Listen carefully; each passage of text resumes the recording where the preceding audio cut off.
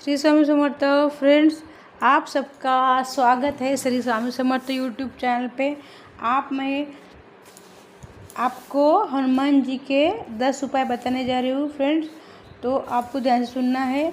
आपके हर मुश्किल के लिए, हर परेशानी के लिए, अगर आपके विरोधी षड्यंत्र बनाते हैं आपके खिलाफ, तो आपको हनुमान जी को क्या चढ़ाना चाहिए और कौन से दिन चढ़ाना चाहिए, जिससे आप दिन दुगुनी और रात चौगुनी तरक्की कर सके। आप सबको पता है हनुमान जी कलयुग के जागृत देवता है। जहाँ हनुमान जी होते हैं वहाँ पे किसी प्रकार की बुराई, भूत प्रेत या और कोई तकलीफ या मुश्किलें और कोई भी आप बोल सकते हैं बीमारी रह नहीं सकती है, ठीक है। और कोई भी परेशानी आपको है तो ये उपाय आप कर सकते हैं। अब मैं यहाँ पे लिखा है और आपको बता रही हूँ, एक बार सुन लीजिए। आपको ब्लड प्रेशर, शुगर, कर्ज है, आपका बच्चा पढ़ाई में अव्वल आना चाहता है, आपके में वास्तु दोष है, तो आपको ये सब उपाय करने हैं, ठीक है। तो सुनिए ध्यान से। आपको क्या करना है, अगर आपको अचानक से आपके ऊपर एक समझो मुश्किल आ गई, तो क्या कर सकते हैं आप। अचानक कहीं भी नहीं जा सकते हैं तो आपको एक घर में बैठ के क्या करना है, हनुमान जी के सामने बैठना है, एक दिया जलाना है और तुरंत आपको बोलना है, हनुमान जी मैं आपके नाम से झंडा चढ़ाऊँगी। झंडा त्रिकोणी होना चाहिए और केसरी रंग का होना चाहिए। केसरी रंग का मतलब आपको पता है, ऑरेंज कलर।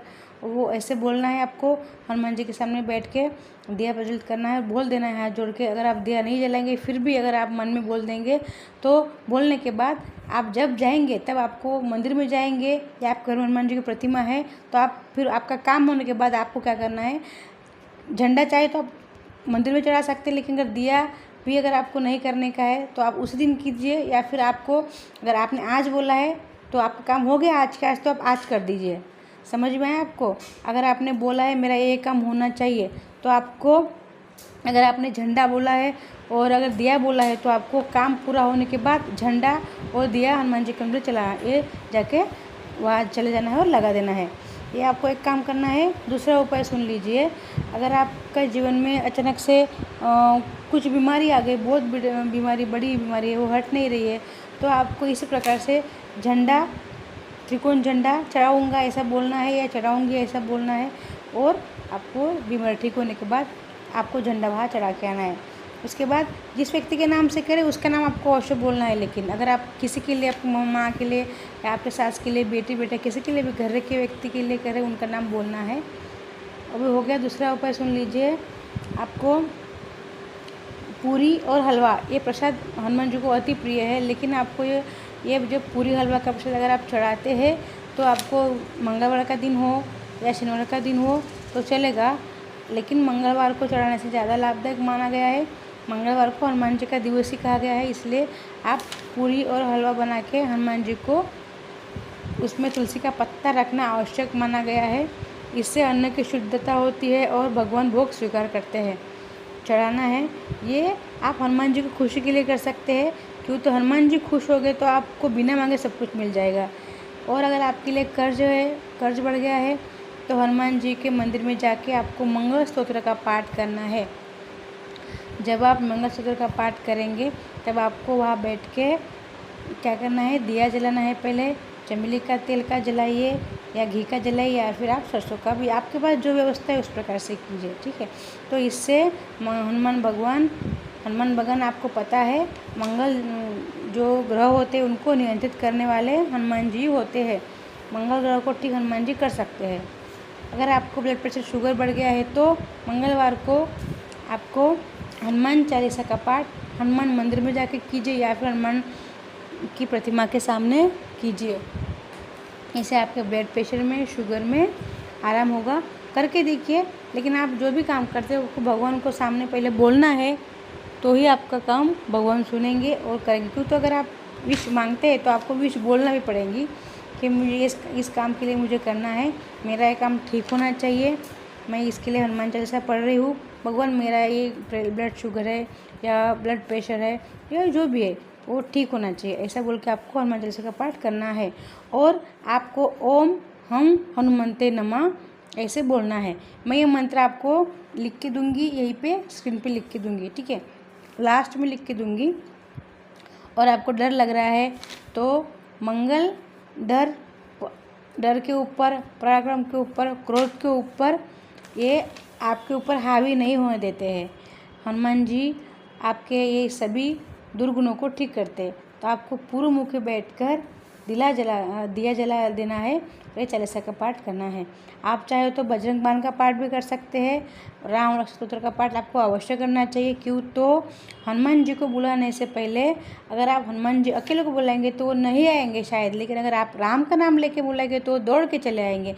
चाहे किसी भी रूप में आए, वो किसी मनुष्य के किसी रूप में भी आएंगे, लेकिन वो आएंगे अवश्य। ठीक है। अगर आप टाइम आपको मिलता है और आपको मिले या ना मिले, अगर आपको परेशानी है तो सुंदरकांड का पाठ आपको सरसों का तेल का दिया जलाकर 2 लौंग उसमें डालना है। आप चाहे घर पे कीजिए या मंदिर में जाकर कीजिए। अगर मंदिर में कोई आप बैठने को नहीं दे रहा है या कोई टोक रोक करते हैं कि मत बैठो, ऐसा कुछ बोलते तो घर में बैठ के कीजिए। हनुमान जी की प्रतिमा ला के रख दीजिए, चाहे पंचमुख हनुमान जी के लाए या फिर एक मुख हनुमान जी के लिए लाए, लेकिन ला के उनके सामने बैठिए, जोत जलाइए और घर पे ही ये सब कीजिए। लेकिन जब आप हनुमान जी का पाठ करेंगे आपको ध्यान रखना है आपका शरीर पवित्र होना चाहिए और आपका आसन लाल रंग का होना चाहिए और आपको शुद्ध भाव से करना है। तो हनुमान जी आपको पता है ब्रह्मचारी, इसलिए ये सब बातों का ध्यान आपको रखना होगा, नहा धो के करना होगा।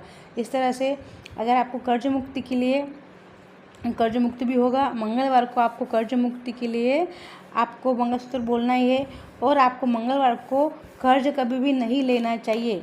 अगर आपके ऊपर कर्ज बढ़ गया है तो आपको मंगलवार के दिन कर्ज उतारना अगर आप शुरू कर देंगे तो आप देखेंगे आपका कर्ज जल्दी उतरता है। मंगलवार को कर्ज लेना नहीं चाहिए, ऐसा हमारे ग्रंथों में लिखा गया है और पंडित जी ने भी कहा गया, कहीं से कहा है कि मंगलवार को कर्ज कभी मत लीजिए। आप बुधवार को लीजिए, लेकिन मंगलवार को कर्ज नहीं लेना चाहिए।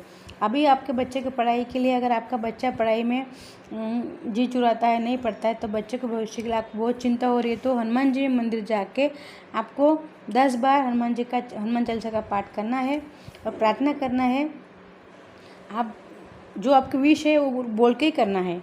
आप चाहे रोज़ 10 बार कीजिए, हनुमान जी के मंदिर में जाकर 10 बार कीजिए, घर में 1 बार कीजिए, लेकिन आपके बच्चे के नाम से आपको करना है। अगर आपके बच्चे कर सकते हैं तो बहुत अच्छा है, बच्चों के हाथ से करवा लीजिए, लेकिन अब आ जाएगा आपको बोलना है मैं मेरे बच्चे के पढ़ाई के लिए, अच्छे मार्क्स आने के लिए, बच्चा पढ़ता नहीं उनके लिए, ऐसे बोलना है आपको। अभी शादी के लिए, अगर आपके बच्चे की शादी नहीं हो रही है, अगर रिश्ते आते हैं लेकिन मनचाहा रिश्ता आपको नहीं मिलता है, मनचाहा रिश्ता पाने के लिए आपको 10 दिनों तक रोज़ 10 बार, आप एक दिन में 10 बार, ऐसे 10 दिनों तक आपको बोलना है। तो आप 1 से 8 बार से शुरू कर सकते हैं, 1 से 8 बार ऐसे बोल के 10 बार ऐसे आपको बोलना है। और आपको फूल कौन से लेने हैं? लाल वाले कनेर लेने हैं। यहाँ पे हनुमान जी को लाल कनेर चढ़ेंगे। लाल कनेर की माला लीजिए और फूल 1 से 8 लीजिए। 1 से 8 फूल लेके हनुमान जी की प्रतिमा के ऊपर चढ़ा दीजिए।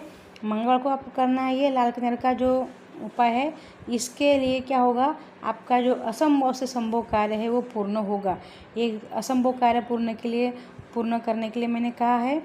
और जो 10 माला मैंने कही है वो आपके बच्चे की पढ़ाई के लिए कही गई है।